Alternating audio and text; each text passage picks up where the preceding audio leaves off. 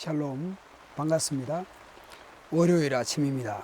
에스겔 선지서에는 5가지 환상이 있다고 해요. 사람에 따라서 문단 나누기나 주제를 다르게 표현할 수 있을 것입니다. 5가지로 보면, 첫째, 에스겔의 소명에 대한 환상이 있고요. 두 번째는 들에서 메이는 환상이 있습니다. 세 번째는 예루살렘 성전의 우상들의 이렇게 환상이 있습니다. 네 번째는 마른 뼈들이 살아나는 환상이 있고요. 다섯 번째는 회복된 예루살렘에 대한 환상이 있습니다. 각 환상은 여호와의 손이 내게 임하였다라는 말씀으로 시작합니다. 그 역계정판에는 여호와께서 권능으로 내게 임재하고 그의 영으로 라는 말씀으로 시작합니다. 오늘 본문은 네 번째 환상입니다. 환상 중에 여호와께서 에스겔에게 묻습니다. 이 뼈들이 능히 살 수 있겠느냐? 이것이 가능할까요? 그 골짜기 지면에 뼈가 아주 많고 아주 말랐더라. 아주 마른 뼈들은 생명이 없는 상태로 완전히 많은 시간이 흘렀다라는 것입니다. 더 이상 살아날 가망은 없습니다. 차라리 하나님께서 에스겔에게 이렇게 물었으면 어땠을까요? 내가 이 뼈들을 능히 살릴 수 있겠느냐? 내가 이 마른 뼈들을 살릴 수 있겠냐? 그러면 대답하기 쉬웠을 것입니다. 그런데 이 뼈들이 능히 살 수 있겠느냐? 이건 난감한 질문입니다. 그래서 에스겔은 즉답 대신에 하나님께로 바톤을 넘깁니다. 주 여호와께서 아십니다. 하나님께서는 에스겔에게 말씀하시고 에스겔은 그 뼈들에게 명령합니다. 그리하여 이 뼈 저 뼈가 서로 들어맞고 뼈들이 서로 연결되고 뼈에 힘줄이 생기고 살이 오르며 그 위에 가죽이 덮이고 뼈가 서로 맞고 연결되고 힘줄, 살, 가죽이 있어서 겉으로 보기에는 살아난 것 같지만 생기나 숨, 호흡이 없습니다. 뼈와 힘줄과 살과 가죽이 덮여 있다고 해서 살아있는 것이 아니죠.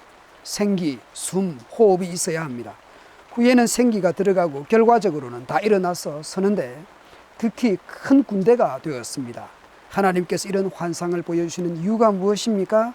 이스라엘 백성들이 다 뭐라고 말을 합니까? 11절에 보면 인자야 이 뼈들은 이스라엘 온 족속이라 그들이 이르기를 우리의 뼈들이 말랐고 우리의 소망이 없어졌으니 우리는 다 멸절되었다 하느니라. 이스라엘 족속들이 하는 말이 우리는 마른 뼈같이 소망이 없고 다 멸절되었다라는 말을 한다라는 겁니다. 이 11절을 표준 세번역으로 볼까요? 사람아 이 뼈들이 바로 이스라엘 온 족속이다.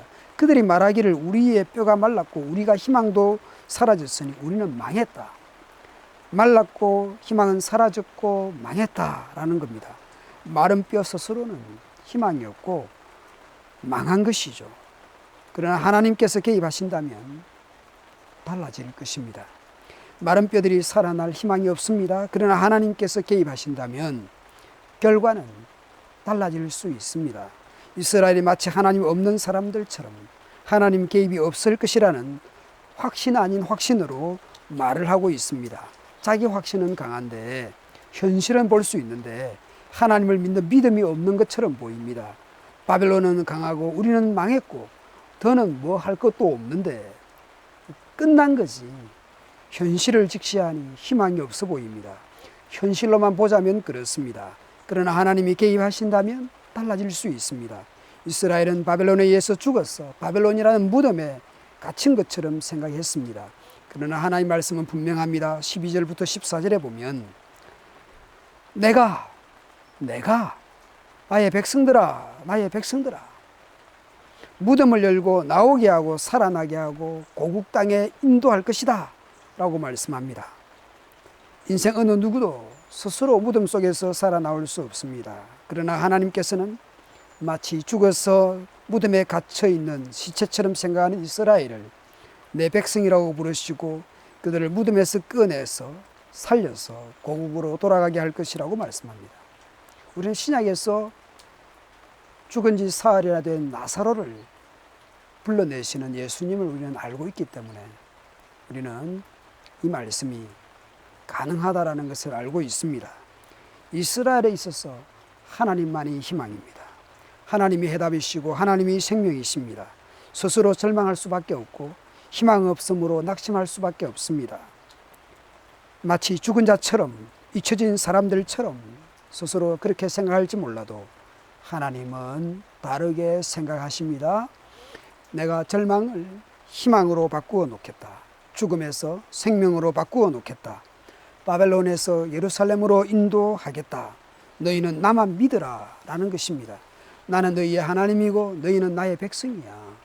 너희는 내 백성이고 나는 너희의 하나님이야. 이것은 예루살렘에 있으나 바벨론에 있으나 전쟁에 승리하나 전쟁에 패배하나 이것은 달라지지 않아. 오늘 코로나19로 인해서 여러 가지 형편으로 스스로 기죽고 희망 없고 절망하며 한숨 쉬며 소망 없는 사람으로 살지 않기를 바랍니다. 내 형편이 어려울지라도 우리는 하나님의 사랑받는 백성이라는 것을 생각해야 합니다. 절망이 변하여 희망이 되고 염려가 변하여 기도가 되는 이 아침이 되기를 바랍니다. 하나님만이 해답이고 희망입니다. 하나님은 여러분을 사랑하십니다.